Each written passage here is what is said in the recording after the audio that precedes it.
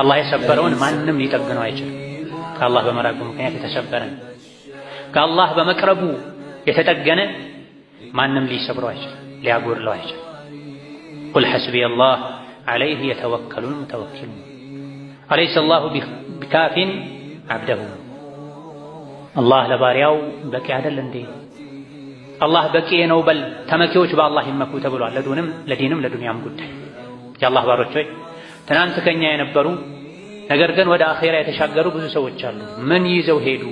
ምን ትተው ሄዱ? ከእነሱ እኛ ልንማር ይገባል። የሞቱ ሰዎችን ጠጋ ብለን አናግረን መልሳቸውን የመስማት ዕድል ብናገኝ ኖሮ ምንድን ነው የሚመኙት?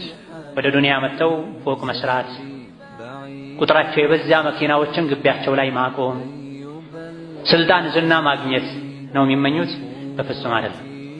ወደ ዱንያ ተመልሰው ቢመጡ የሚመኙት ማሳካት የሚፈልጉት ነገር ቢኖር ሶላት መስገድ፣ ለዘም ያለ ስጁድ ማድረግ፣ ሌሊት ተነስቶ አላህን መማፀን፣ ለረጅም ጊዜ ተመስጦ ዚክር ማለትን፣ ቁርአን መቅራትን፣ እጃቸው የያዘውን ሰደቃ መስጠትን የሚመኙት አይደለም። አኼራ ከሄዱ በኋላ እዚህ ዱንያ ላይ ራሱ ጣረሞት ላይ ያለ ሰው ረቢ እርጅዑን ለዐሊ አዕመሉ ሷሊሐን ፊማ ተረክት ነው። ጌታዬ ሆይ እባክዎትን ይመልሱኝ። አላህን ያውም አንቱ ያልባህ ብሩት። ጌታዬ ሆይ እባክዎትን ወደ ዱንያ ይመልሱኝ። ለምን? እስከ ዛሬ የተውኩትን መልካም ሥራ እሠራ ዘንድ ይላል። ፈአሰደቀ ወአኩን ሚነ ሷሊሒን ከመልካም ሥራዎች አንዱ ትልቁ የሆነውን ሰደቃ መስጠትንም ይመኛሉ። ጌታዬ ሆይ መልሰኝ፣ ሰደቃ ሰጥ ዘንድ ይላል። ዛሬ ዱንያ ላይ ወዶ ፈቅዶ አምኖበት ሰደቃ ያልሰጠ ጣረሞት ላይ ሲደርስ መመኘቱ ምንም አይጠቅምም። ዛሬ ወዶ ፈቅዶ ጥቅሙን አውቆ ጊዜ ሰጥቶ ሶላት ያልሰገደ፣ ቁርአን ያልቀራ፣ የወጀበበትን ሐጅ ዑምራ ያላደረገ፣ ያለበትን ዕዳ ያልከፈለ ከሞት በኋላ ይሄን ለማስተካከል ቢመኝ ቢለምን መልስ አያገኝም። ዝም በል ይባላል። ይኽሰኡ ፊሃ ወላ ቱከሊም። ይህ ሳይመጣ በፊት እንተውበት። ለአላህ እጅግራችንን ልንሰጥ ይገባናል። ስንትና ስንት ጊዜ ለተውበት የሚጋብዙ ምክሮችን ሰምተናል፣ ክስተቶችን አይተናል። ትናንትና ከአንተ ጋር ምሳ የበላ ሰው ዛሬ ምሳ ሰዓት ላይ እሱን ለመቅበር ምሳህን ትተህ ትሄዳለህ። ብዙ ጊዜ ይሄን አይተናል።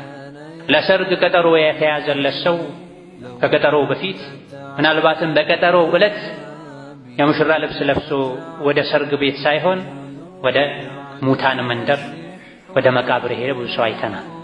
ተራራን ሊፈረካክስ የሚችል ድንጋይን ሊሰነጣጥቅ የሚችል ምክር ሰምተን አሁንም ለተውበት ቀጠሮ ይዘናል።